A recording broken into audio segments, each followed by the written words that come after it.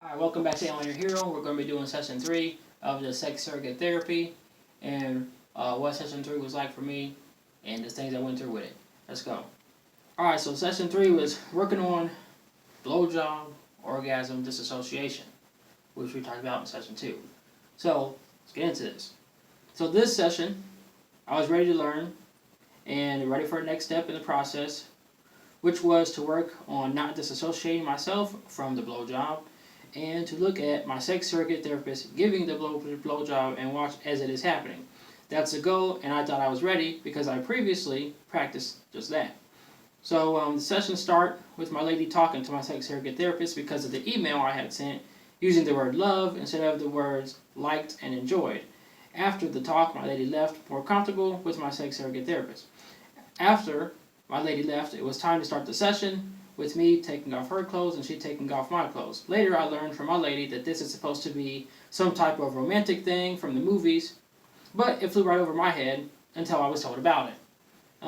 But of course, she asked me what I wanted to do, and I said something new. I want to learn how to be more sexy in the bedroom with my lady, so just suggested those things. And taking each other's clothes off was one of the things.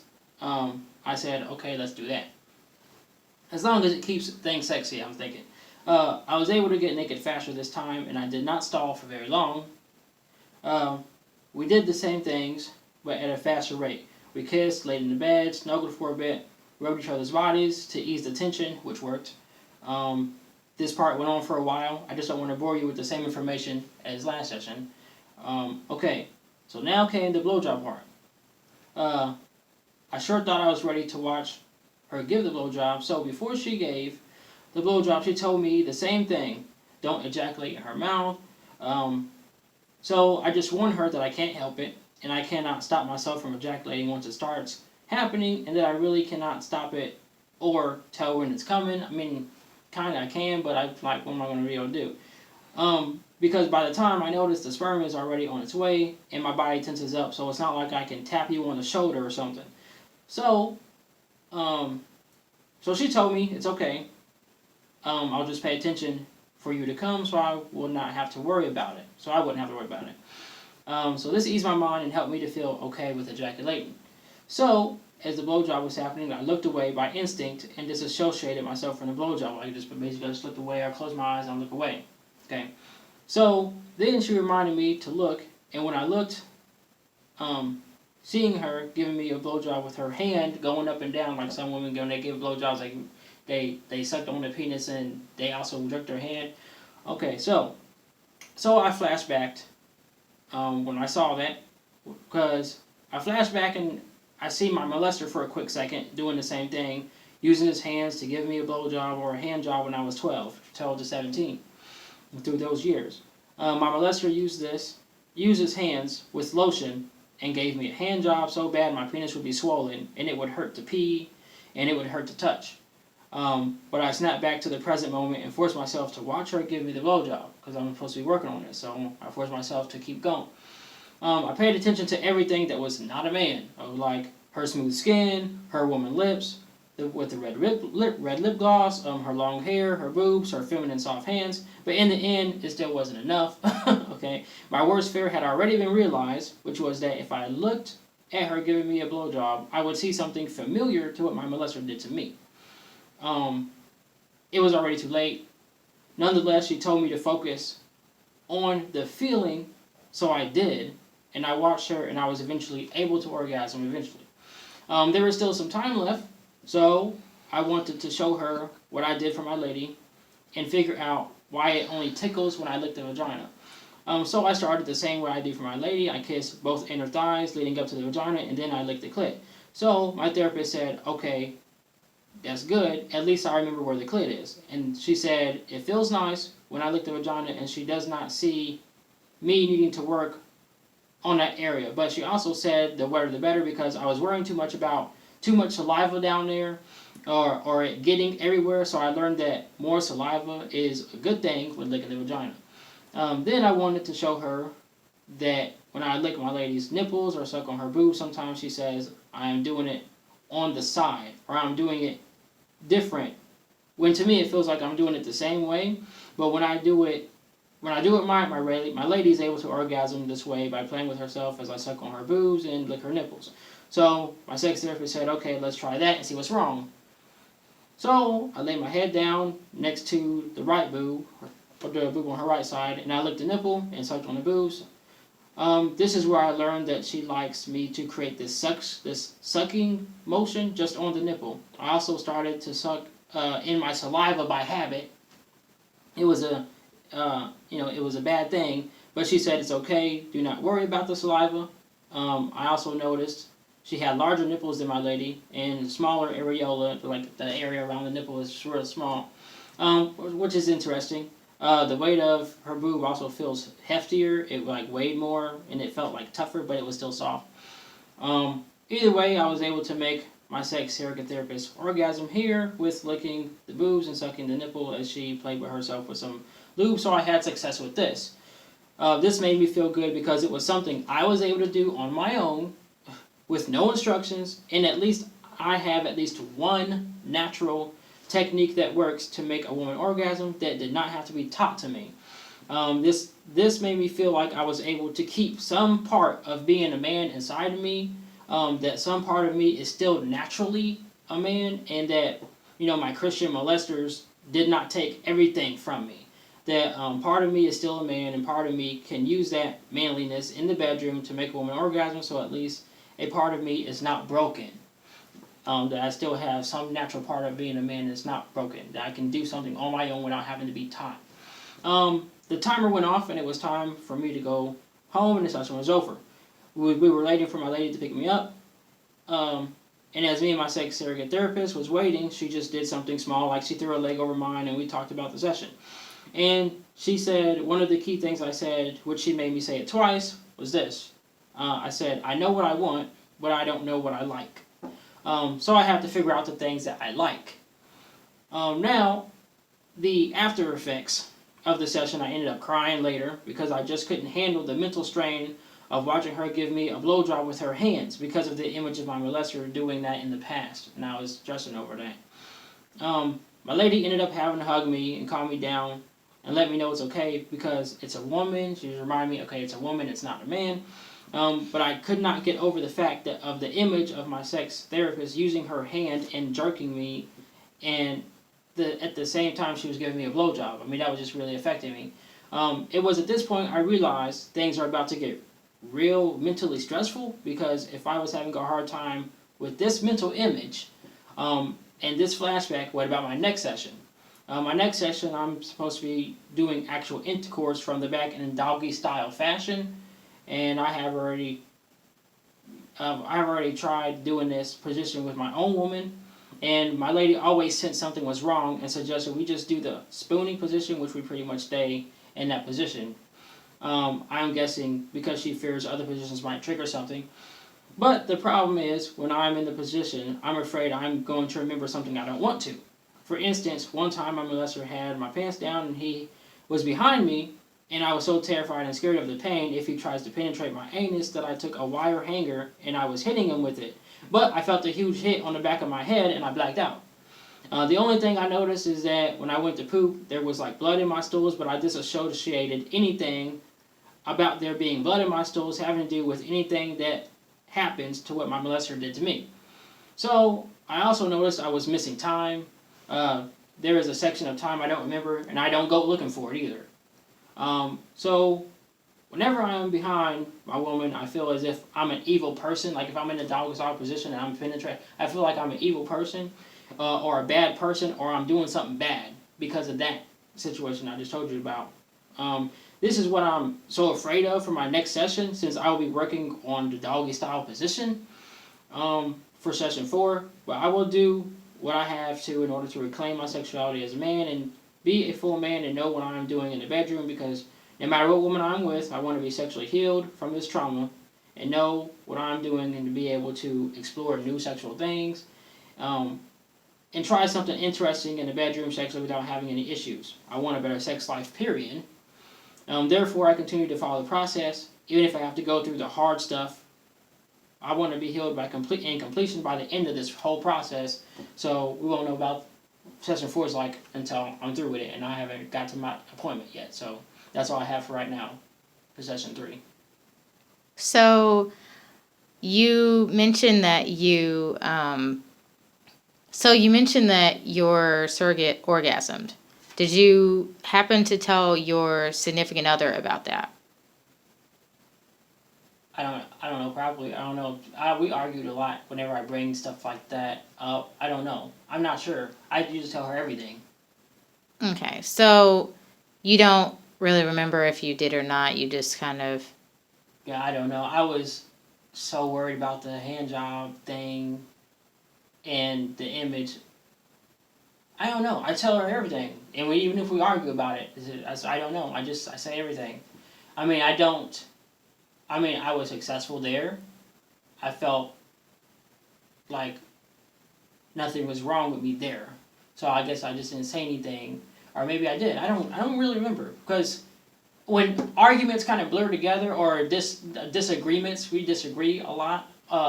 When it comes to my sex surrogate therapist and me doing stuff, because I don't know the romantic stuff, because I was trying to. Well, I'm glad that she did, because that lets me know that that's not an area I have to work on to help my lady to orgasm, because even she was able to do it, so that's good. That means I'm good there. I don't have to worry about that.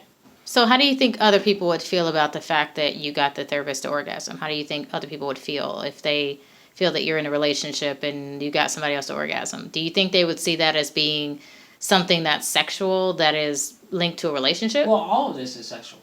The whole thing. This is sexual problems. I got sexual issues, and I can't explore properly without having my mind not be present with her, and that's the problem. She feels that. She feels it. She wants to try different positions. She can feel that, And until I'm better, I can't really try those things. She will ask me, maybe we should try a different position. She can feel that. So I'm working on everything, new stuff I ain't never tried, everything. Because I want to be able to explore that area and have it be fun and exciting and get toys and all type of stuff. So I have a question. So, darn, it just escaped my head. So would you be able to do the things that you're doing in your session, the sexual things? Would you be able to do those things if your fiance were right there? Would you think you would feel comfortable doing those same things? Nope. Why? I'm not the type of person to... I've always found it hard.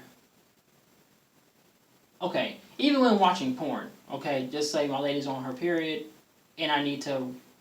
And I'm hard, I'm horny, like every 2 days. My sex drive is like every 2 days I need a release. So let's just say that 3 of those times I'm watching porn. I never watch gangbangs. I never really watch like threesomes or stuff like that. I don't see myself doing that. I always watch like loving ones, like loving, caring porn and stuff like that, where they seem like they love each other, they seem like they're in a relationship, because that's what I feel like I'm missing. So I watch what I'm missing, and I'm not really. I don't even watch lesbian stuff. I just don't. I don't ever see myself being involved with multiple people. Like maybe if it was my woman and it was somebody that she trusted and she had a surprise for me, I'm going to have a lot of stuff going through my head, because 1, I know I got sexual problems. 2, is the other person going to notice? 3, what's my lady thinking? And 4, what if I'm making more noise and making more sexual cues that I'm happy or having more fun with the other chick than my own lady? Then what's that going to be like? That's an argument waiting to happen and a blow waiting to happen. So, no, I don't feel comfortable doing that. And it makes sense, do you think you'd feel nervous in a situation of anything? I mean, unless it's somebody my lady trusts and my lady's friend or something like that, and they're cool, then I'm okay. So, or unless she's willing to try the adventure, then that's fine.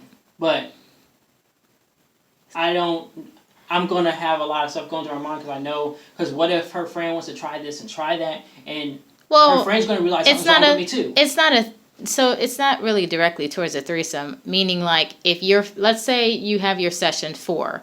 Okay, so let's say your fiance decided to stay for the session 4. Do you think you would be able to do the things like taking your clothes off and being intimate with the therapist while your fiance is sitting right there watching what's going on? Nope. Why do you feel that way? Because it's embarrassing to mess up. It's embarrassing to do things wrong. My fiance, she has high expectations of me that I can't meet at her pace.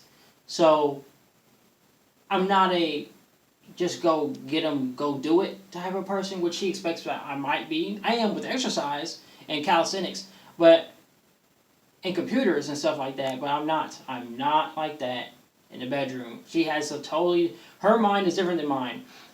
She has no experience with this molestation stuff, and like this for like years at a time, almost every day. So she's not going to be able to understand why is it taking me so long. Okay, she's not going to get that. We've already know from previous discussions, and it's like she can't hear it, and she can't. It's not understanding for her. It's just not. It's me being with another woman. She just sees cheating stuff. I'm seeing, and I'm focusing on. My lady says it tickles when I do this, or if I do that. How can I make this better to make my lady more comfortable? How can I do this for my lady, that for my lady? So she thinks I'm focusing on this woman. Yeah. But I'm focusing on my lady at home, which is my fiance. But she just doesn't know that. I mean, I tell her, but she doesn't hear that. Like, that's not something, just like me taking off her clothes or her taking off my clothes is supposed to be a romantic thing. That flew over my head. I don't know much romantic stuff. The only romantic stuff I know is some flowers, some flower petals on the bed. I've done these things, okay? But, you know, I even thought that kissing in between the thighs was a romantic thing, and leading up, like the anticipation, leading up to the vagina and licking the vagina. I know I thought those, since I know that I would like those things, that would be hot, but when I did it for my lady, it just tickles. So I repeated the same things to figure out, am I good here? Am I okay here?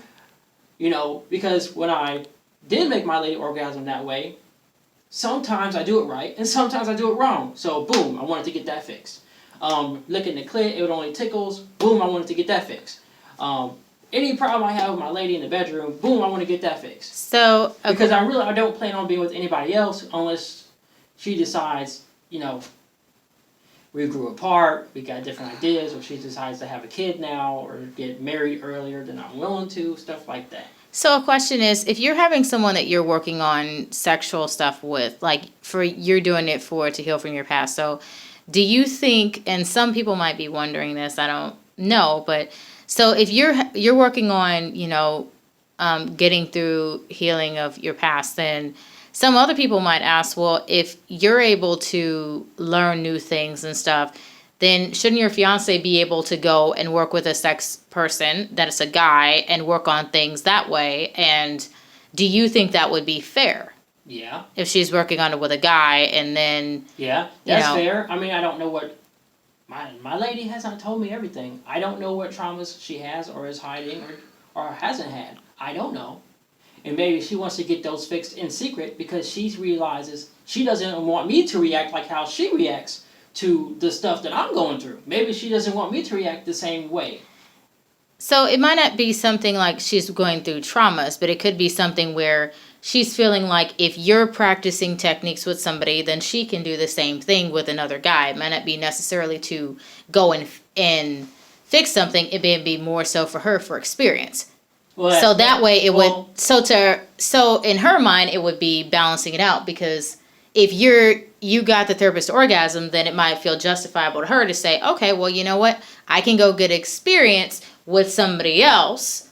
And if we're doing it on that way to gain experience, then she would feel like, okay, well, I can pay. I can go and have some guy do it. I can get him to do it. Then it would be balancing it out. Because in a way, if, like you said, you don't know if you told her or not. And you probably did, you know, and I'm just giving the benefit of the doubt. But just for people watching to kind of open it up a little bit, so they're like, because some people may say, well, you got another woman to orgasm, isn't that a bit too far? If you're working on stuff, it shouldn't, because for a therapist, it should be something where she's orgasmic. It should be something that's, professional. I hope that she is. This is a professional setting. It's not somebody I'm cheating with. I'm not developing a relationship and leaving my girlfriend for this person.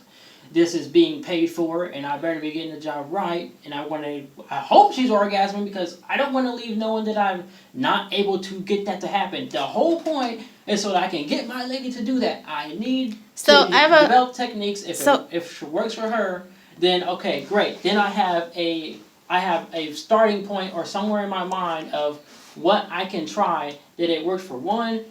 Maybe it might not, or it might. But whatever I can do to make my lady orgasm more, she will be happier. She told me that herself. Question. So, have you told anybody else? So your fiance knows you're going through the sex surrogate therapy and stuff like that. It sounds like she's trying to be helpful with things, outside the sessions and stuff like that. Last time you said she wasn't very happy about it. This time she seems like she's trying to be more supportive. Have you told anybody else in your family that you're doing sex surrogate therapy? Is there anyone else you told? Yeah, I told. I ended up telling my mom when it came to where I didn't know the proper etiquette of words to use when expressing what works and what doesn't.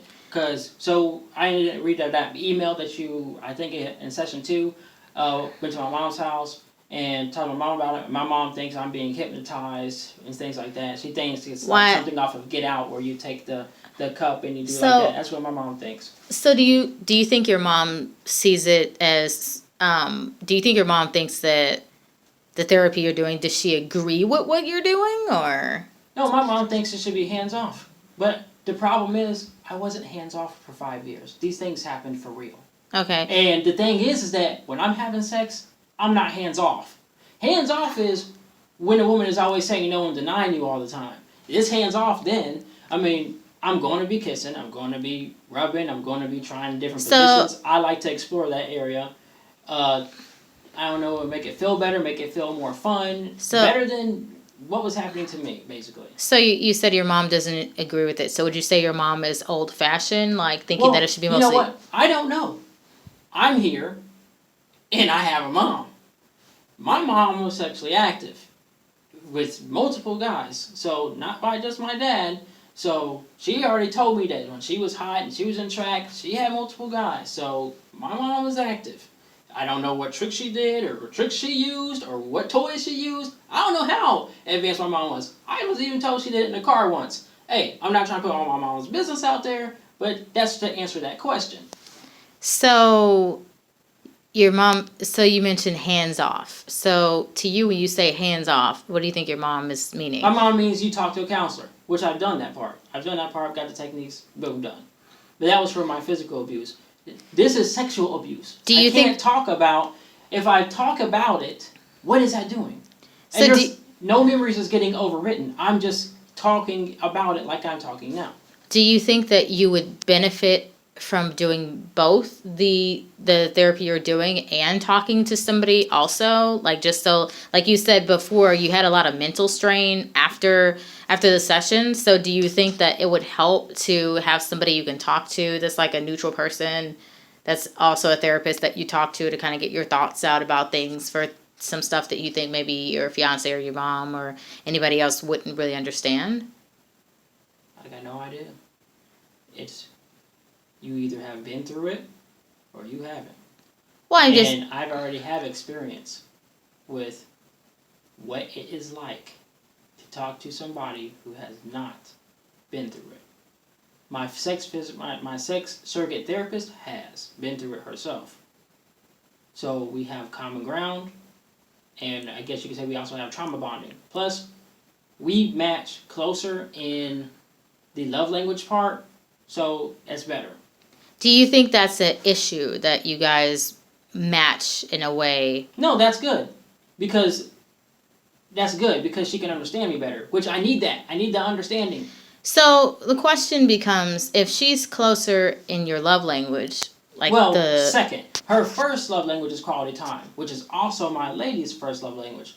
But her second one is physical touch. But mine's first. My first one is physical touch. I don't necessarily remember what my second one is. So some people might say if your sex therapist went through this, where she went through abuse and you went through abuse, when you guys are both engaging in, trying to fix the things that you went through, then would you say that there's some attachment there because you guys both went through something? Meaning that, and when I say attachment, I mean like you're bonding, like a relationship type of thing. No. Because some people would say that if you guys are both have that in common. Have you ever been cheated on? Because I have. If you've been cheated on, you know what that's like. Have you ever went to a strip club and had to pay to get a lap dance or pay for that, and then you had to leave, and then that's it? You wasn't thinking about the stripper? If you've done those things, you know the difference. Big time. You know the difference between heartbreak, where the person actually gets the fuck up and they leave you, or the person, oh, I'm sorry, but I was at another party and I saw my ex, and the person in a previous relationship, or, I've been seeing this guy, and we've been having sex with each other, and I cheated on you, and yeah, you know what that feeling? But they didn't pay, where you thought you was monogamous with this person, and that person is actually in a real relationship, dragging them on, buying them shit, buying them stuff, and they're buying them stuff, and they're about to have a future together, that's cheating. Okay. Well, the reason why I brought that up and to say that is because some watching may feel that if you're in a relationship and you are working on things sexually to try to make things better, but because you guys both, you and your therapist both, have gone through abuse, and then you guys are being intimate, then some people would say to them, it might seem like that you guys are, like you said, trauma bonding because you guys both went through something. Right. But it's better to have somebody that understands you. Otherwise, you get disagreements like I've been having, and they're not good. And you don't get, do not understand, and they only hear what they hear. They do not hear you because they do not understand you. So if you have the situation that the other person doesn't understand, and then... Let me put it this way. Mm-hmm.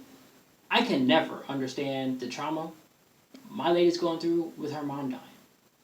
I just know how bad it was. Well, some people would say... Okay, and I'm only going to understand that when it happens to my own mom. So that's understandable that you don't understand that, and I get that. The reason why I ask that is because some people would say, on the course of healing, because you've made progress, and you've had 3 sessions. You started off with the, question and answer, kind of the intro, and then you progressed and stuff like that. The second session we had in the last video, which in case you guys didn't watch that, you should watch that. But you guys should start from the beginning at session 1, because then you guys are going to get a better understanding, because it's not enough just to watch this third video and then jump in and think you know what's going on. It's best to kind of start off at the beginning of the first video, and then you guys can kind of understand it better.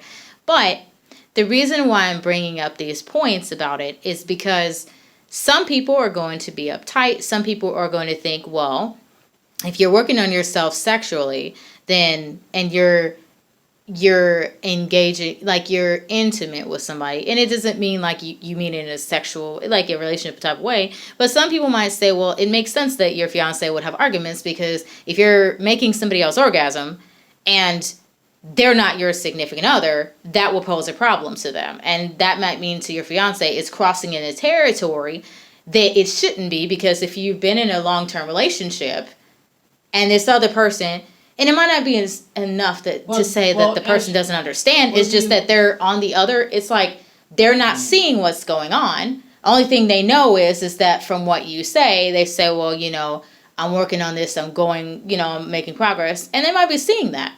But there might be things where it's like, well, maybe that person has gone through something where maybe in their family, maybe to her, maybe in her family, men cheated on women.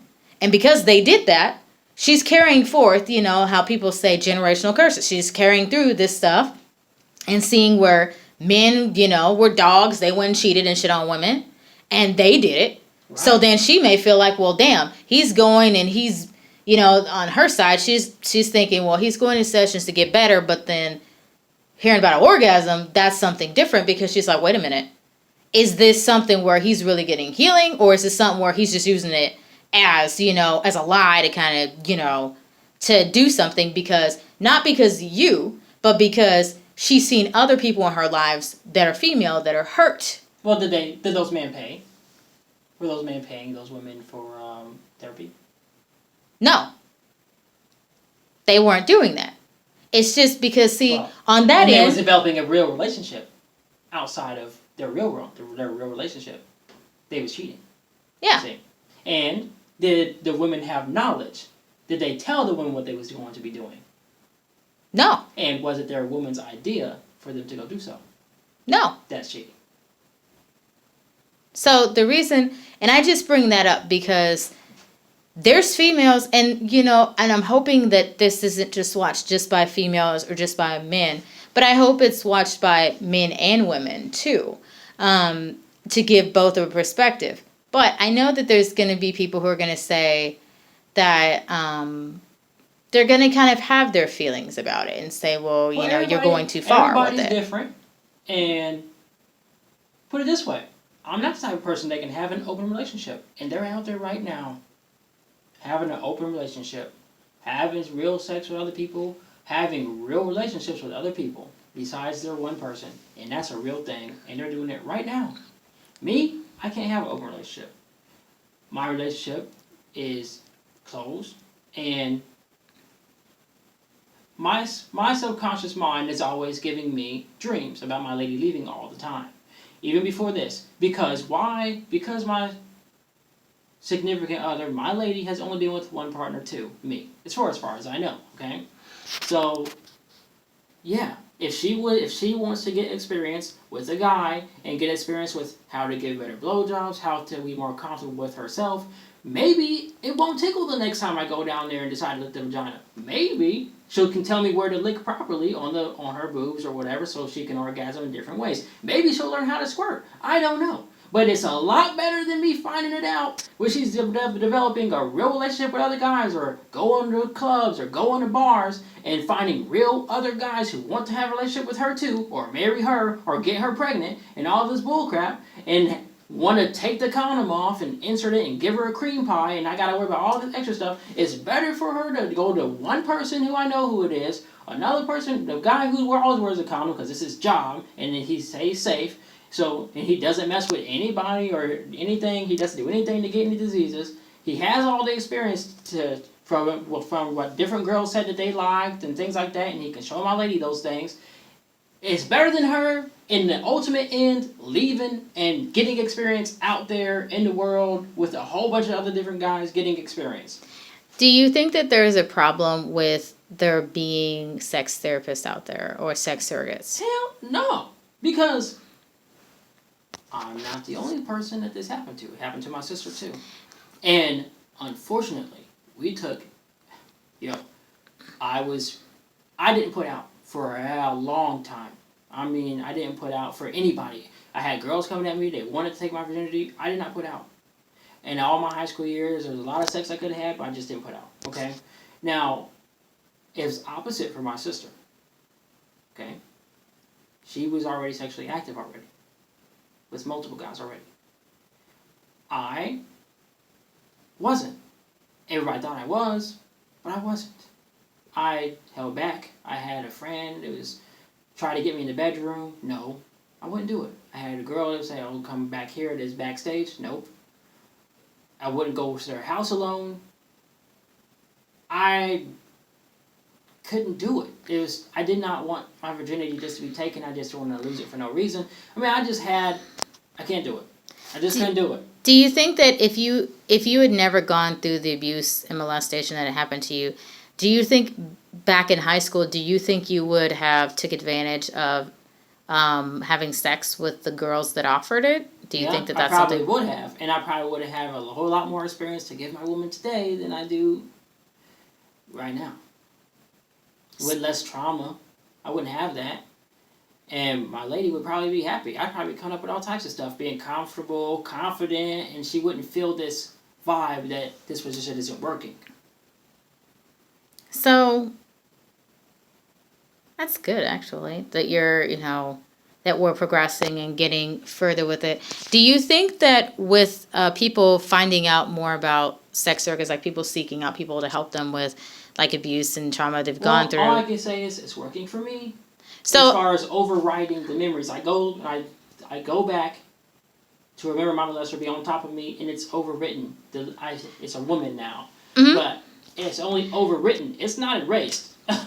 So what I was gonna say, finish with, was saying that, do you think that there's people, as sex surrogacy gets more popular, do you think there'll be people who will try to say that they're sex surrogates or therapists, but really they're not, and they're really lying to people? Like, do you think there's people who would like try to scam people or something like that? Well, so let's say like what, they're really an escort or something like that. I mean that they're really not there to help people. They're just, you'll know, and as soon as you feel that, get out of there. If they're not checking on you for every little thing, like with me, get out of there, because you don't want to flashback.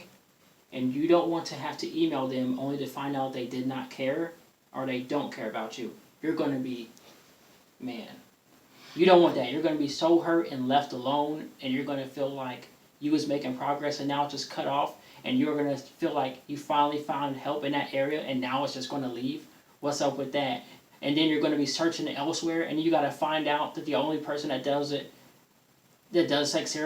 real sex surrogate therapy is like 3-something states over, and you have to move or fly out just to have your appointments done. So this is going to be a sad, hard thing to go through.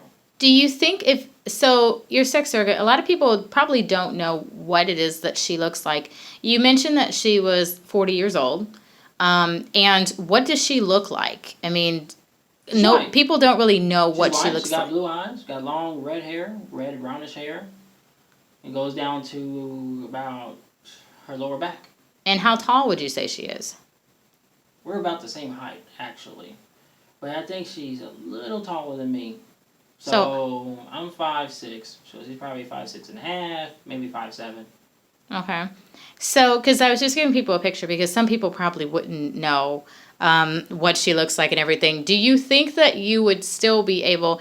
do you think if she didn't look the way that she does, because I've seen a picture of her, so she does look pretty, she looks attractive. So do you think that it's easier to have a surrogate that looks attractive and feminine? Because yeah, I had stuff done to me by a guy. So if it was one of those chicks that tries to make themselves look like a guy, I couldn't do it. Short hair, out the door, unless they wear a wig or extensions. I can do that. But you must have the feminine look, the image. I don't want anything familiar. Look what happened to me when I was struggling with the blowjob with the hand already. That image alone was already kicking my ass. Do you think that do you think you would ever do you think you would seek a surrogate that is African American or a woman that is mixed as opposed to one that is white? Yeah, just make sure she's feminine and she embraces her femininity, has long hair.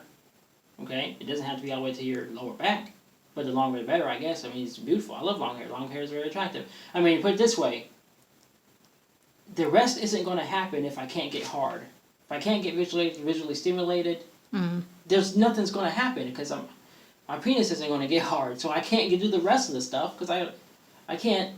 There's nothing happens with no visual stimulation. Okay.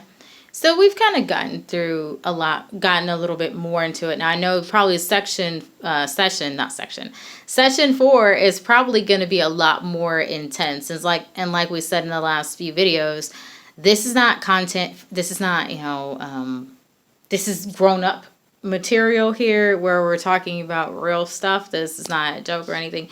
It's real. So this video is meant for people that are adults who can handle the information and stuff like that. Because the point of this video is, of course, like, and wants to share his experience, but he's also educating people. So maybe people out there who may need these types of services can benefit, whether they're male or female, and they've gone through some type of sexual trauma or abuse, and they want to try to repair themselves and stuff like that. So that's what we want to put the aim at too in these videos, is that it's about healing, and that's what this is about. It's not just it's not something that's not serious. It's very serious to take in consideration and stuff.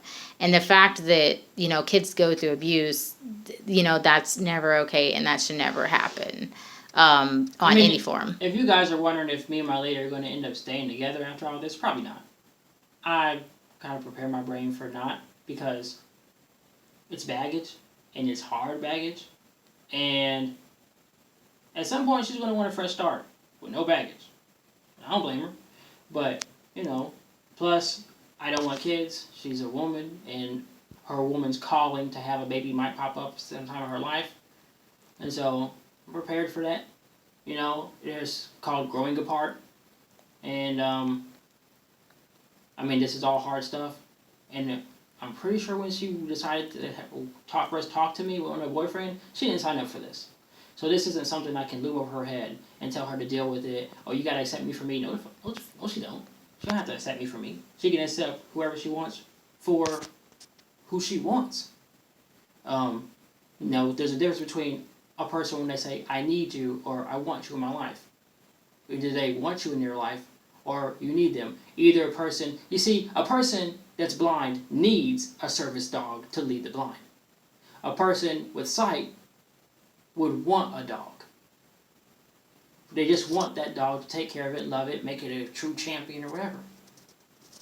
A person that doesn't have money, but has an idea to use dogs in dog shows to make money, needs the dog to make money. A person that has money already, or doesn't, and they want a dog, will just have that dog to play with and throw frisbees and catch. There's a difference between needing and wanting. Where, so you want to be wanted and not needed. Do you want a dog? I wanted a dog. Of course I want a dog. I'm trying to be the best dog he can be. And jog with him and run with him and play with him and take care of him, and I'd brush him. Any specific type of dog that you got your eye out for? Yeah. One of them small terriers.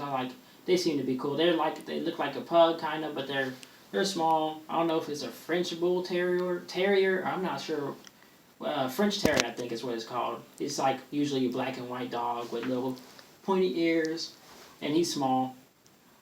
And I think he looks cool. That's cool. You never know. Somebody might give you a free dog at some point. You never know. There's people out there that have dogs, and they're like, oh my God, I have too many dogs. Oh my God, somebody take it. And they have 8 of them or something. So you never know. You might find a free dog somewhere, or somebody might give you one. You never know. You never know. So next video is going to be about which session? And don't be afraid of the orgasm part and making the sex surrogate orgasm. If you're not doing that, you're going to feel like you can't do it with your significant other. You're going to feel like you can't do it with your boyfriend or your girlfriend.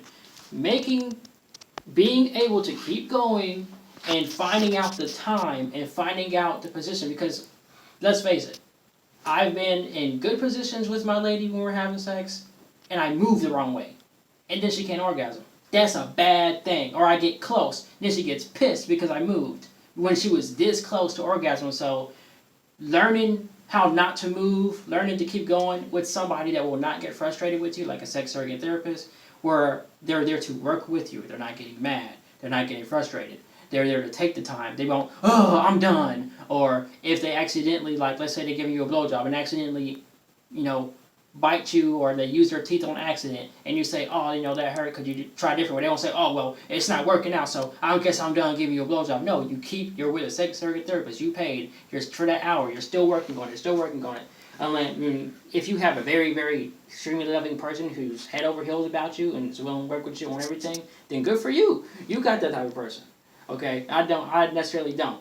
But do not be scared to do that stuff with the sex surrogate therapist, because you got to get it right. You're trying to get it right.